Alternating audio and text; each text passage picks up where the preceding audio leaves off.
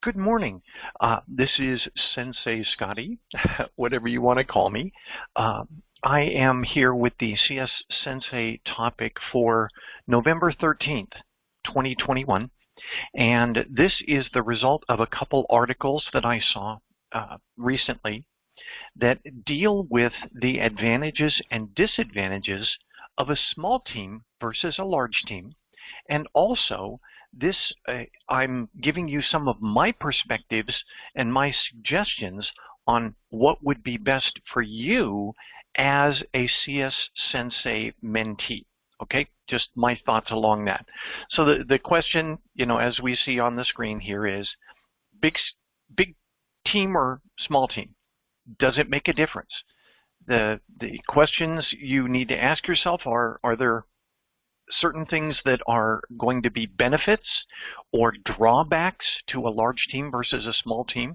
And do those benefits or drawbacks get taken into account when you decide where you're really going to focus your efforts for a job submission, where you're going to watch for vacancies, where you're going to apply, where you're going to really put your efforts toward getting those interviews, etc. Does it make a difference whether the team is large or small? Okay, so first thing to start about and think about is, do you remember in any of your past working, wherever you worked, do you recall whether there was something significant, either beneficial or a bit of a problem, in the work center that you worked? Whether it was a large team or a small team, a large company or a small company. I'm sure you have recollections, but I want you to sort of bring them back to mind at this point during this discussion. Let me share with you one particular example that I remember from a number of years ago. It was kind of hilarious, but I was working for a company, and within that company, they hired consultants to do certain things. Well, this particular consultant was a business owner, and by the way, the only employee in the business. So this person was the CEO, the president, and the only person that got hired out anyway. So as she describes it, she was sitting at home working with her son on something that had to do with this particular contract she was working. And it was some administrative or, whatever boring thing that she was trying to get done, and she was using her son to help her. He was like, 14 at the time. And at one point he turned to his mom and he said, "Mom, don't you have people to do this?" And she said, "Well, here's the problem, son. I am the people." And so, when you talk about big team versus small team, don't you have people? Well, with a small team, you could be the people. So just something to think about, I am the people. So anyway, this article comes from flexjobs.com. And this actually describes benefits and drawbacks to large and small teams. So it's a great article to go take a look at. Just look up flexjobs.com, large teams, and you'll find this article. But the question is, are there advantages? Are certain things that would work better in a large team environment if you were hired into it than for a small team? Some thoughts, I'm sure you're coming up with ideas, but let me go through what some of this article talked about. First, they said there are lots of perks, and what they mean by that is they gave some examples of schedule flexibility. If you're working in a particular place and the team is large enough, you can say, "Listen, I need Tuesday afternoons off to take my son to a doctor's appointment every week so he can get an inhaler treatment or whatever," and your employer stands a better chance of being able to accommodate that request if you're in a large team. Why? Because the large team is less affected by your departure than, let's say, a small team would be by the same departure. So schedule flexibility is a big one. Group insurance rates. A lot of people may not understand this, but your insurance rates for your particular health care provider sometimes can be negotiated based on the number of people that insurer are going to be insuring. So it's called group insurance. And the more people are involved, the less the insurance is, generally speaking, because if somebody has, let's say, a large expense or a series of expenses, then that will be more easily absorbed into the overall costs for a large team than for a small team. If you happen to be in a team of 6 people, and one of the people's wives had $250,000 worth of doctor's treatments or whatever, that could generally jack up everybody's rates within that particular group when they do group health insurance. So for larger teams, the benefits are with insurance rates. They can be lower for larger teams. Tuition reimbursement is typically more available and sometimes a little bit less focused for larger teams than it is for small. In other words, you may be able to get away with like an English degree because you're using that as a manager or a trainer or something like that, and you can say it's somewhat job related even though you're in a technical specialty. So those sorts of things may be a little more flexible, and there may be more tuition reimbursement overall that is available to you in larger teams. And you could even be in a location that's big enough where they may have on-site daycare. They may have an on-site gym. They may help with things like gym membership fees. They made an agreement with a local gym next door to their building or whatever, and they get reduced rates for the gym. Those reduced rates come more easily when the gym owner recognizes that there are hundreds of potential employees that could come over to use their gym rather than 2 or 3. So larger groups tend to get you more perks. In addition, larger groups or larger companies, larger teams generally have higher salaries. And again, that's the law of averages. The numbers just work out a little better to where the larger teams can pull in larger contracts that pay more, and the smaller teams are frequently left looking for the smaller contracts or smaller tasks that the big team isn't that worried about. So they may pay a little less, but it's their bread and butter. So salaries may be higher because you have the larger chunk of a contract, let's say. Bonuses are also possibly, this is not all the time, but possibly bonuses are bigger.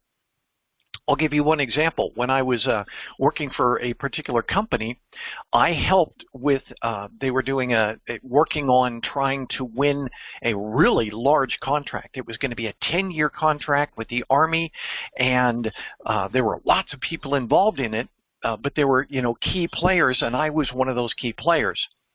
In the end, the contract was won by my company, and the president was so happy about it, he gave away 13 Acapulco vacations, and one of them he gave to me.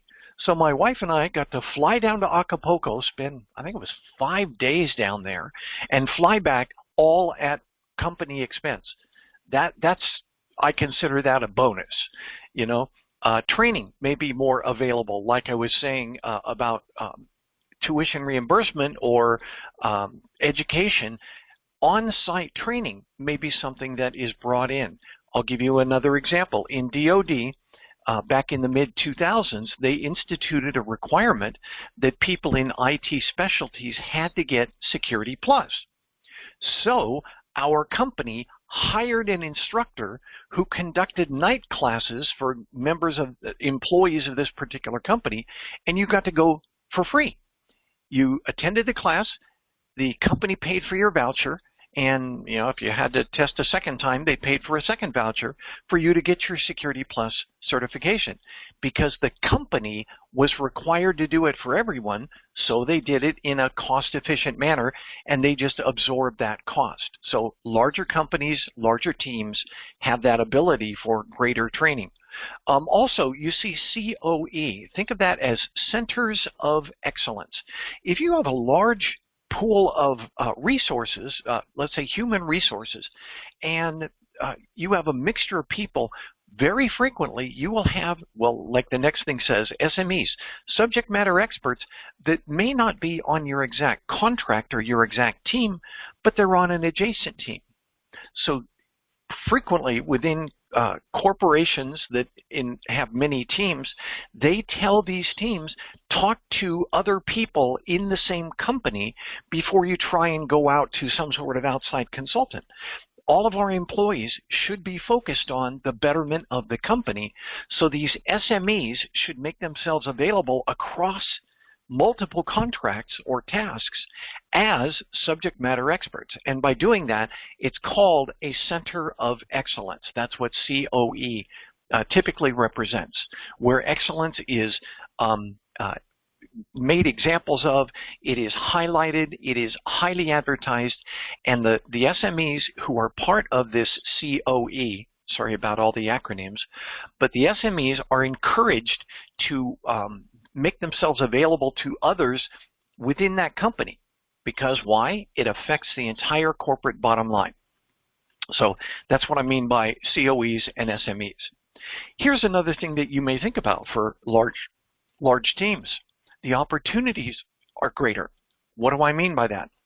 Let's say you're in a company like, oh, I don't know, Lockheed Martin, and you're working in the Washington, D.C. metro area, and you're on a particular contract for, oh, I don't know, let's say Department of the Interior, and you're doing particular work, but you feel you've outgrown it, and you really want more opportunity, you're thinking about moving on, and you talk to your program manager about it, and your program manager says, well, you know, we don't have the opportunity for you to grow within this particular contract, this team, but this team over here in the, let's say, the U.S. Forest Service, they have a position which I know this person's getting ready to leave and they're looking for a replacement.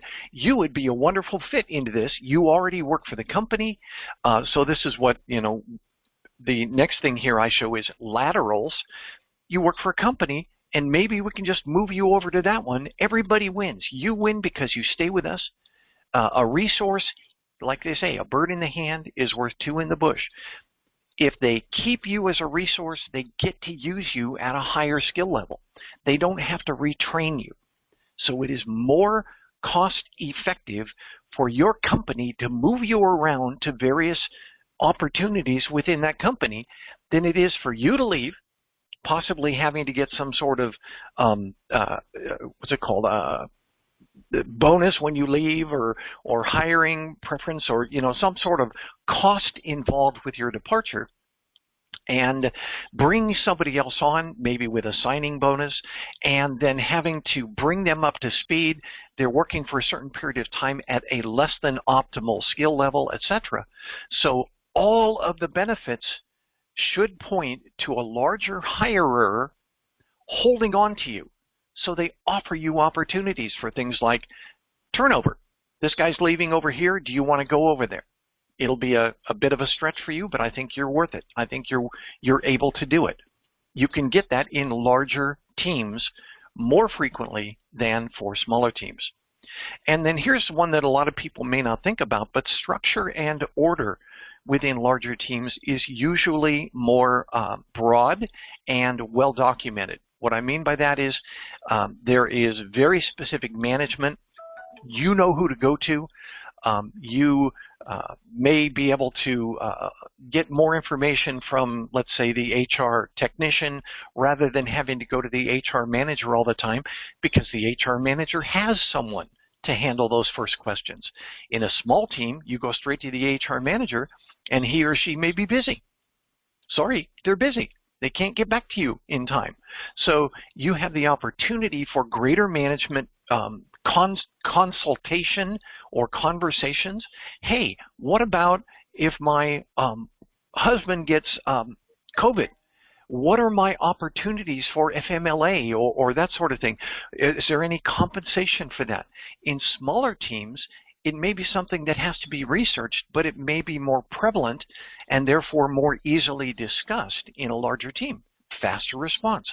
Also, things like policy manuals and training procedures are usually in writing. Why? Because I was working for Kinetic North America for a while, and they had like 30,000 employees. Well, you can bet their HR manual was, well vetted and extremely comprehensive, because they had so many people that they were trying to manage with Kinetic North America. So they had all of their procedures and manuals were available, were given to the employees, and they made sure you read them. And then they periodically trained you in them as well.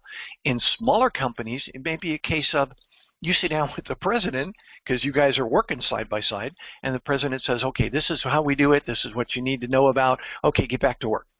And it could be something that you feel more comfortable with the structure and order of a large team. Okay? And the last one, stability. You have to recognize that larger companies, let's say you are an asset, a real positive force within your particular contract in this large company, and your company's got 20 contracts. Well, if the company recognizes your value, even if that contract gets lost, they're going to work to try and fit you in somewhere else so they can keep you as that SME, as that COE participant. See what I'm saying?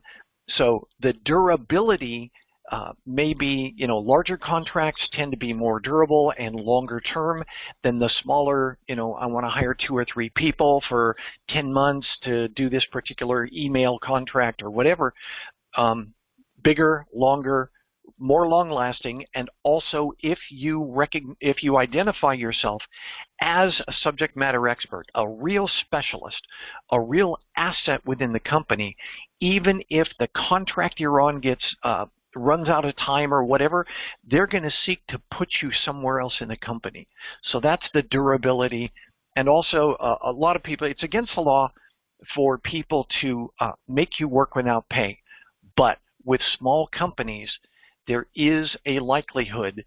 In fact, I remember one particular company, they wanted to get a recompete within DoD for a contract that they had, and they had, 60 to 90 people on this contract. So it was a good-sized team, but they lost the contract. Well, the contract called for 30 days of overlap. The old contractor, their contract went until the end of the 30 days. The new contractor came in. They were supposed to collaborate and work together to make sure there was good knowledge transfer across the two teams while this second company was getting up to speed. So there was a 30-day overlap between the old contractor departing and the new contractor assuming all responsibility and taking over. Here's the thing. These contracts were paid by the month. So what this sneaky little contractor did is at the half-month point, 15 days into the 30-day pay period, just enough to say we did it the majority of the month, this contractor called all of their employees into a lunch. They had a lunch for their contractors. And at that lunch, they said, you're all fired, go home. And they weren't allowed to return to the contract. Why? Because that sneaky little contractor got paid the entire month for all those people, even though they didn't work. They literally doubled their benefits by firing all their employees. The small contractor dealt a dirty hand to all of their employees, took them to lunch, and said, you're fired. Don't go back to the work center. So be aware that can happen, and it does happen. So let's talk about small teams. Small teams, if you're working in a smaller team, are there advantages? Are there things that you might consider when you're looking for a particular job? And this comes from Indeed, who is one of the major HR companies on the web right now. So let's see what they have to say. They say there can be improved communication. That's very true. The reason is there are fewer people to get the message confused. If you're, in a structure where there's 30 or 40 people, somebody might not get the whole message and pass it on incorrectly or incompletely. And yet, if there's 6 people, you take everybody out for happy hour and explain what's going to happen, and everybody's there, everybody understands, they have lots of opportunity to ask questions, got it, everybody goes back to work. So improved communication is generally cited as a benefit to smaller teams. Another one, higher engagement. Why? Because it's vital for that particular team to have everyone engaged. They do not have room, they do not have space, they don't have hours, they don't have resources to have somebody who's just a bit helpful. They want everybody on their team to be a superstar. So you can expect higher engagement from smaller teams. Here's another one, increased productivity. Remember I gave that example of the person who had to take his son every one afternoon a week to get his shots or whatever, allergy shots or whatever. Well, that reduces your productivity. And remember I said in a large team that's more likely to be not a problem than in smaller teams. Well, the reverse of that is if you don't allow things like that, or you try and work, get the employees to work that during their off-duty hours or whatever, then you keep everyone productive as much as possible. There's no room for slack. There's no room for, bringing somebody up to speed. Somebody who's a real superstar can't cover for, as many people in large teams, in small teams. So you want everybody to be at a highly proficient level. Your productivity is then expected to be high because everybody is a high producer. Okay? Here's another one, boosted motivation. Again, you're standing side by side, in many cases, with the president of the company. Or you and your PM commute to work because there's only the 4 or 5 of you on the team. So there's more opportunity for you to speak with each other, to encourage each other, to work with your management, etc. And that just generally keeps your motivation levels high.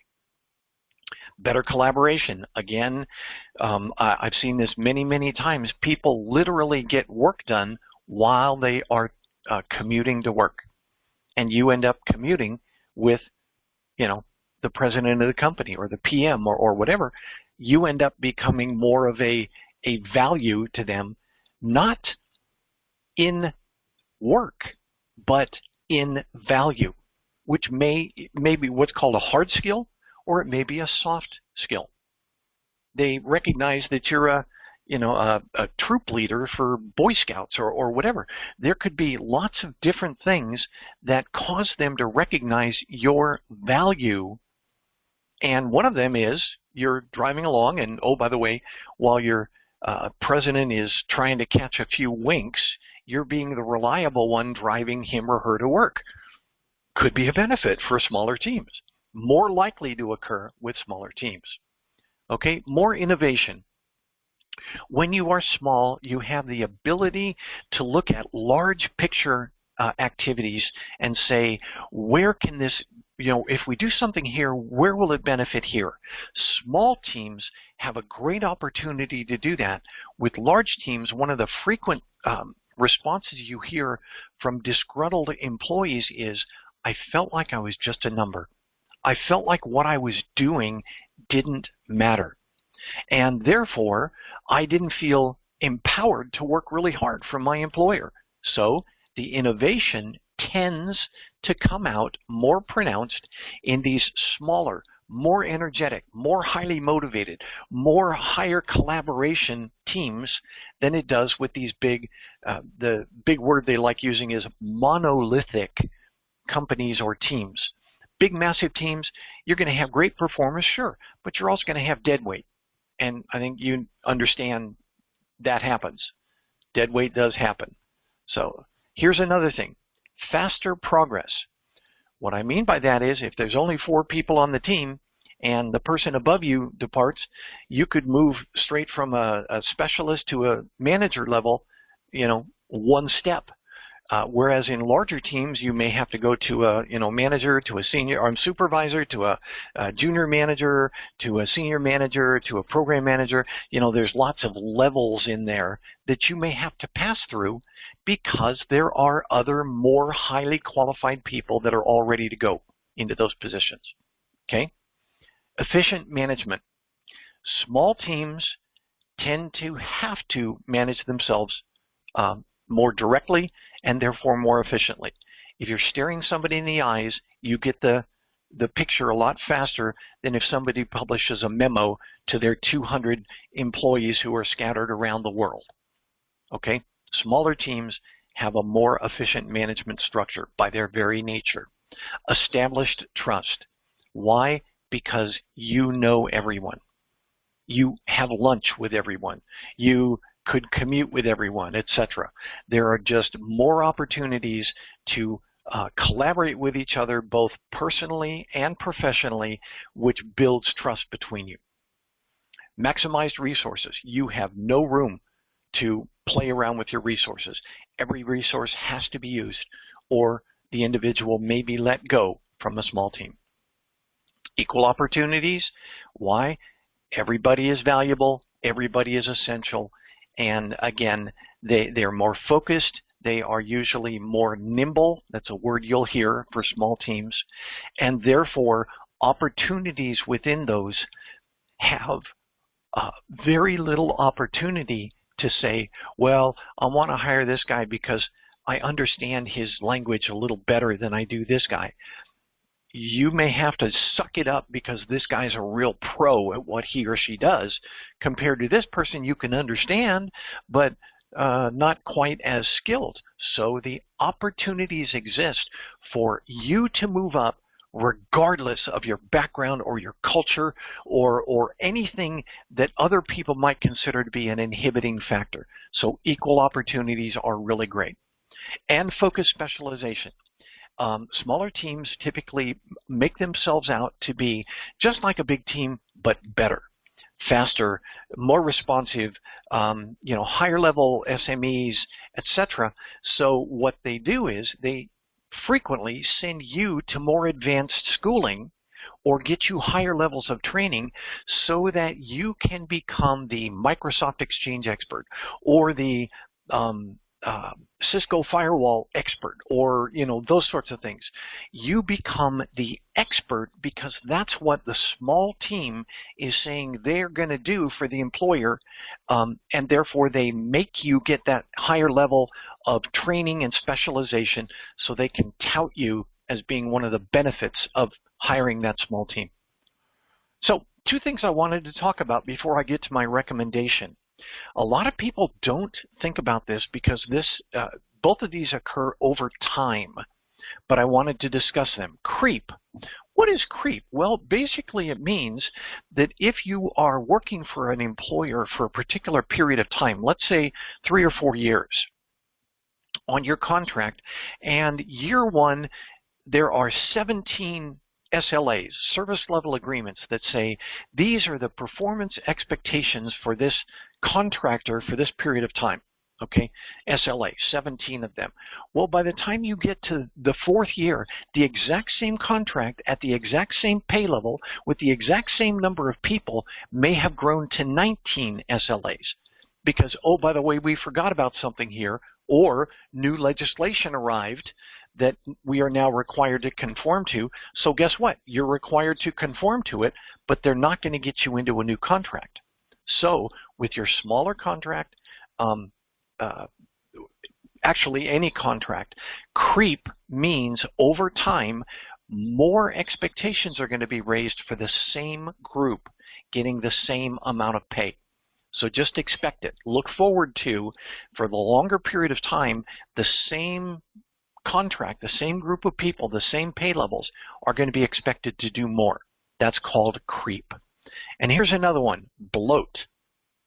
Real bad word. But basically it says over time you have people that are sitting in a particular company or group or team, and they tend to want to exercise greater levels of responsibility or supervisory or management expertise, and you want to keep them. So what you do is you kind of tend to create these mid-level management positions because you want to keep this guy, this person. You want to keep this person who's an absolute, gold mine for you, real benefit, real asset, but they've been there long enough. They're like, I'm sort of wanting to increase my specialization or my management capability. Oh, well, I'll put you over a team. All right. Well, then you have to create this team lead within the structure where the team lead wasn't there before. So bloat typically means that over time, greater levels of what you would call mid-level management tend to occur. This is also known as bureaucratic bloat. Happens frequently in the federal government. But also, another thing to think about is whenever one company comes in and takes over another company, what's the first group they fire? You've probably heard this. The first group that gets the axe is mid-level management. Those areas of the greatest likelihood of bloat. You created this because of this person, not because of the need that existed within that particular contract or tasking or group. Okay? So bloat is always a concern the longer you have a particular contract or team. All right? So that's creep and bloat. A lot of people may not know those two, but it's something to think about, especially over time. So what does this all mean to you as the CS-Sensei mentees? Why is Scotty going into all this time spent here? Well, there really are benefits that you should look toward when you're looking for a job. Remember, like I said last week, if you missed it, and I think the week before if you missed it, you are the commodity here. You are the bar of gold that they're trying to hire. You're not approaching them like you want to drop fries at McDonald's. Okay? They could hire any one of 100 people and teach them how to drop fries. You are putting yourself forward during your interviews as being someone that they really would benefit by hiring. Okay? You're the commodity. And remember to keep that in your mind. Otherwise, you're like, oh, I just want a job. I want you to hire me because I want to get hired, because I want to get paid, and I want to work. And none of those things are very impressive to a prospective hiring manager. I want to work means nothing to them. Well, of course you want to work. That's why you submitted your resume. I will be a benefit to you, and so it really makes sense for you to hire me, and here's why. That's what they look for. That's your elevator pitch. Remember I talked about that. Your 30-second claim to fame, where at the end of nearly every interview, they're going to ask you, why should we hire you? That's your elevator pitch, and you better have it practiced. You better have done it in front of your mirror, in front of your husband or wife or cousins or sister or whatever, and said, how does this sound? If you were a hiring manager, would you hire me? And then ask yourself, do it in front of a mirror and say, would I hire me? So what does this mean for you? Well, here are a couple things. You must remember this CS-Sensei group is focusing on giving people the mindset and the access to the tools necessary to get trained, to get certified, and to get an entry-level cybersecurity position. I am not in this group to churn out cyber warriors, but I am here to churn out people who are interested, who are hungry, who want to grow, who want to advance, and who want to be durable enough to stay so that an employer would say this was a valuable hire, even though I brought this person in off the street. So it's important for you to remember that you're entry level. Also, the work that we're doing in CS-Sensei is to get you in the door, to get your initial interviews, to set up your resume properly, and to get that entry-level position. Okay? You are not competing against the specialists. You are not competing against the SMEs. You're not. You can't. There's just no way that you can set your skills against their skills to a prospective employer and have them go, oh yeah, I think I'll take this person who has no experience over this person who's been doing it for 4 years. That just won't happen. You're looking for foot in the door opportunities, okay? So that's where you need to be thinking. And yes, you want growth. Yes, you want to specialize. Yes, you want to become an SME, but later, all right? So here's my recommendation. Overall, my recommendation. Look for teams that give you the greatest training opportunities and the largest budgets, then reevaluate after 1 year. So yes, my recommendation is start with large teams because they have the ability to expand a bit, to bring you in, and they have the flexibility to allow you the opportunity to train yourself up into, or they'll train you into, a highly specialized position. So it's always my recommendation. It's always better to shoot for large teams rather than small. Okay? So I hope everybody enjoyed that. I really enjoyed, let's see if I can get it back to slide 1. Yep. I really enjoyed putting this together for you, and I hope you drew some benefit. If you have any questions, just contact me. My email is itsrhetorical@gmail.com, and I will talk to you next time.